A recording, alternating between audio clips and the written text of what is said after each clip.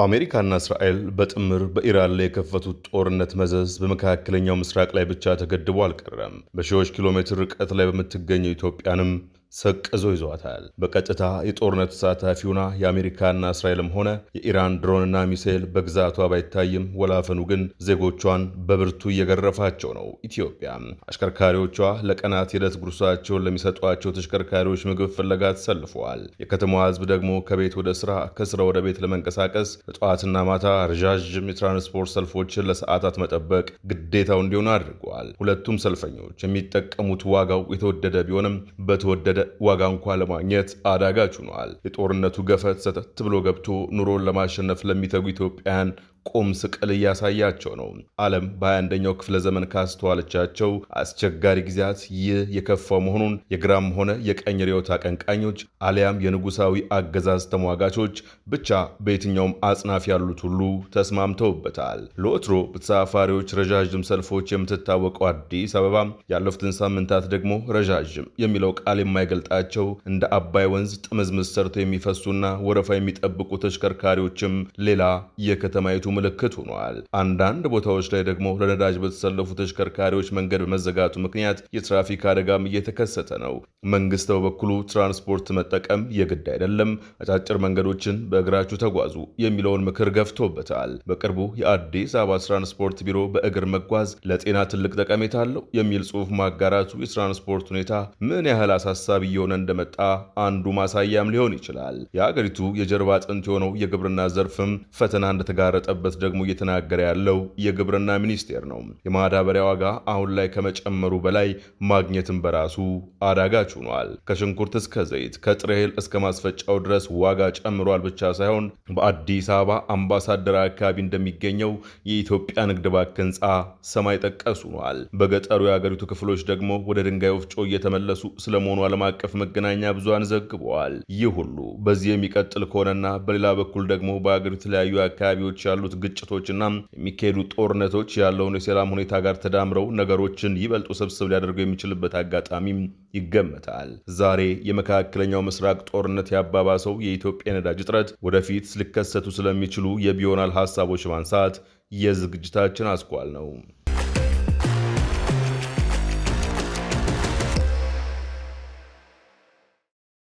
ጦርነት እጅጉን አስከፊ ውጤቱም አውዳሚ መሆኑን የሚረዱ ለመሸሽ የሚጥሩ እንዳሉ ሁሉ ለመጀመር እጅጉን የሚቋምጡ መኖራቸውን ታሪክም ማኝ ይሆናል። ያም በመሆኑ አሁን በዓለም የነዳጅ አቅርቦት ሰንሰለት ተቋርጧል። ጦርነት ምንድን ነው ከተባለም ቀድሞ የሰው ልጅ አእምሮ ላይ የሚመጣው በሁለት ኃይሎች መካከል የሚደረግ በጦር መሳሪያ የታገዘ መገዳደል ሊሆን ይችላል። ይህ በእንዲህ እንዳለ ግን የጠመንጃ ጋጋታ፣ የጥይት አረር ሁካታ፣ የታንኮች መንጎማለል፣ የድሮንና ሚሳኤል ጎርፍ ከሚያስከትሏቸው ውድመት ባሻገር ድህረ ጦርነት ውጤቶችም ብዙ አንድምታ ይኖራቸዋል። ሚሊዮኖች ይራባሉ።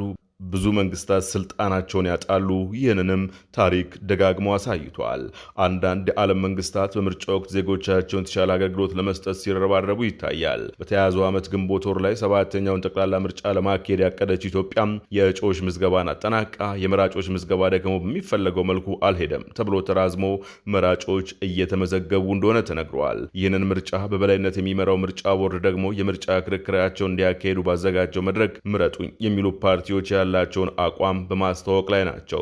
በአንዳንድ የኢትዮጵያ አካባቢዎች ምርጫን በግዴታና በደሞዝ ማስፈራራት ዜጎች ምርጫ ካርድ እንዲያወጡ እየተገደዱ ነው ያለው ቦርዱ በዚህ ሁኔታና በፍቃዳቸውም የተመዘገቡ ዜጎች እንዲመርጧቸው የክርክር መድረክ ያዘጋጁላቸው ፓርቲዎች ደግሞ ህዝብ መርጣቸው ለወደፊት የሚያደርግላቸውን ያስተዋውቃሉ።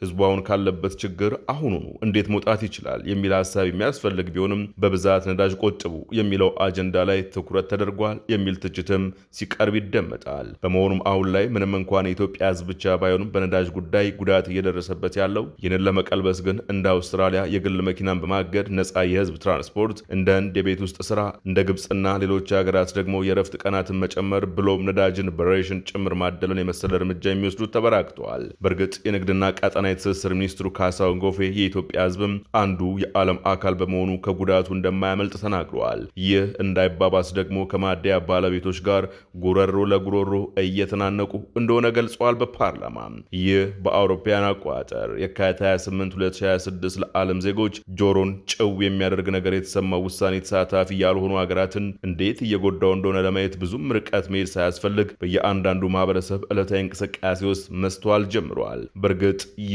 ለጆሮ የሚከብድ ለእይታ የሚያዳግት ለህሊና ፈተና ብቻ ይሆን አልነበረም። ሆድን ምግብ የሚያሳጣ ከቦታ ቦታ መንቀሳቀስን የሚገታም እንጂ ጦርነት መልከ ብዙና ሊገመት የማይችሉ ጉዳቶችን እንደሚያስከትል እሙን ነው። የንግድና ቀጠናዊ ትስስር ሚኒስቴር ባለፈው ሳምንት ለፓርላማው የ8 ወራት ሪፖርቱን ባቀረበበት ወቅት የመካከለኛው ምስራቅ በነዳጅ እንቅስቃሴ ላይ ብቻ ሳይሆን ሌሎች ምርቶች ላይም እክል እንደገጠሙ አንስቶ ነበር። የነዳጅ ግብይት እጅጉን በህገወጥ ነጋዴዎች እየተጠለፈ መድረስ ላለበት አካላት እየደረሰ እንዳልሆነ የተናገረው ሚኒስቴሩ ብዙዎች የነዳጅ ዋጋን ብቻ እንደጨመረ አድርገው የሚያነሱት ሀሳብ የተሳሳተና ሌሎች መጋዘን ያሉ ምርቶችም ጭምር ዋጋቸው እያሻቀበ መሆኑን አስረድተዋል።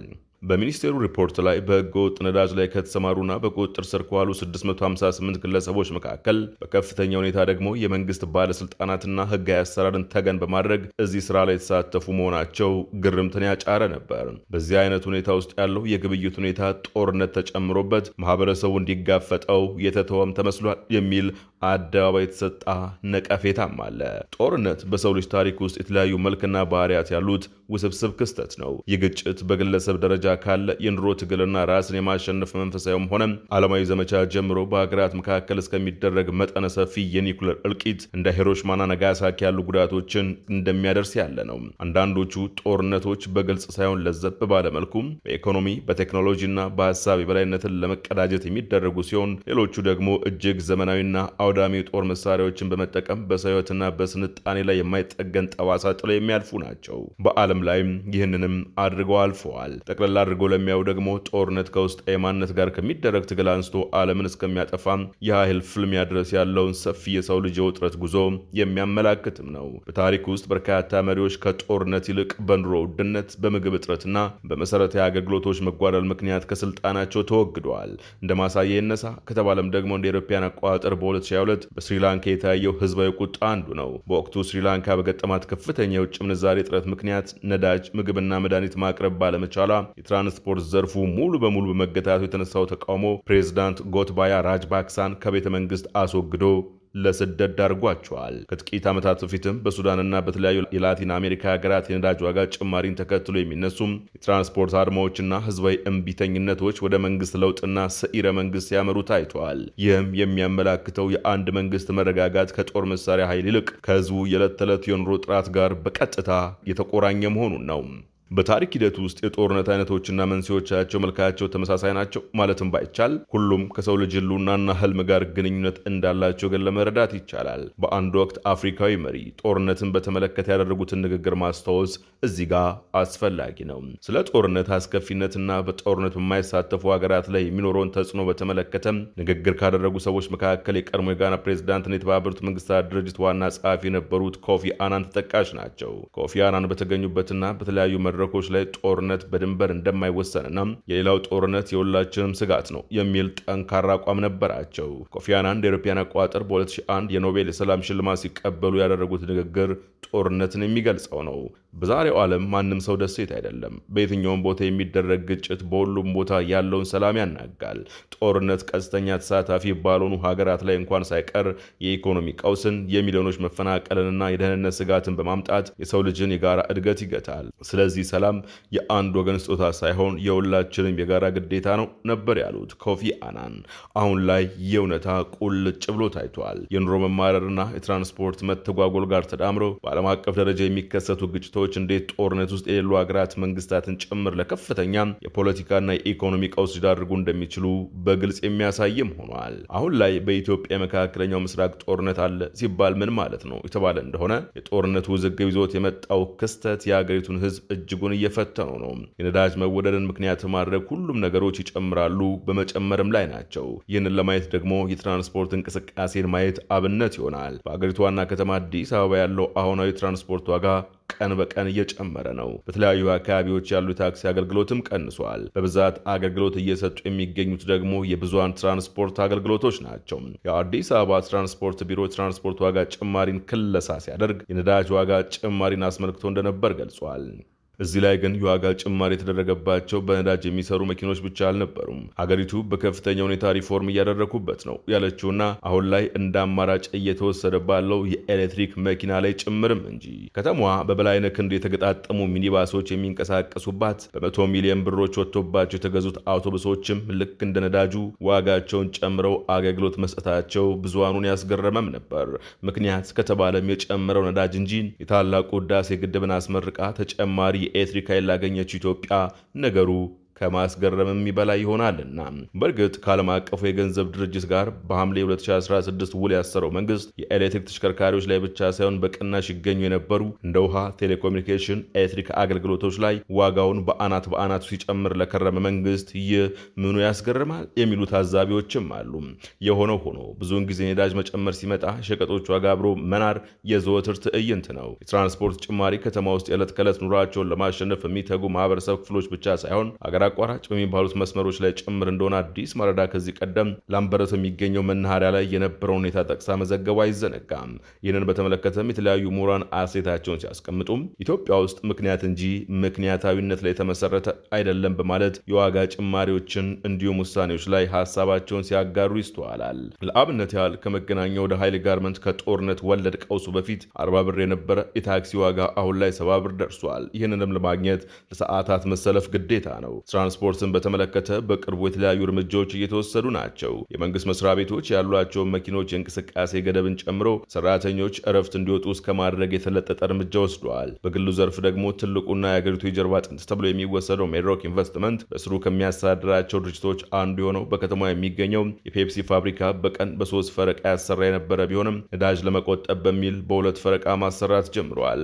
ይህ ማለት ሰራተኞች በፊት በቀን 8 ሰዓት ብቻ ይሰሩ የነበረ ሲሆን አሁን ላይ ግን 12 ሰዓት እንደሚሰሩ፣ አንድ ቀን ረፍት እንደተጨመረላቸው አዲስ ማለዳ ከሰራተኞቹ ያገኘችው መረጃ ያመላክታል። አሁን ላይ በመዲናዋ እንዲሁም በመላ ሀገሪቱ የሚታዩ ረጃጅም ሰልፎች የተለመዱ የሆኑ መጥተዋል። ከዚህ ቀደም ወራት ሊያልቅ ሲል ነዳጅ ሊቀዳ ይሰለፍ የነበረ አሽከርካሪም አሁን ውሎና ዳሩ ማደያዎች ላይ ሆኗል። አዲስ አበባው የትራንስፖርት አገልግሎት ለማግኘት ማለዳ ወጥቶ መሰለፍ ከጀመረ ቀናት ሳይሆን ሳምንታት ነጉደዋል። በየማደያዎቹ የሚታዩት ጸጥታ አካላት ወረፋ እንዲያስይዙ የተመደቡ ሲሆን ከዚህ ቀደም ግን እንዲህ አይነት አሰራሮች አልነበሩም። አሁን ላይ የኑሮ ውድነት እጅጉን እያሻቀበ የመጣ ሲሆን ከሽንኩርት ጀምሮ ያሉ የሸቀጣሸቀጥ ዋጋም በተመሳሳይ እየጨመረ ነው። በ2016 ሀገሪቱን ወደ ተሻለ ምዕራፍ ያሸጋግራታል በሚል ከመንግስት ባለስልጣናት በኩል ደጋግሞ የተነገረለት ማክሮ ኢኮኖሚክ ሪፎርም በኋላ የብር የመግዛት አቅም ከ3 እጥፍ በላይ ቀንሷል።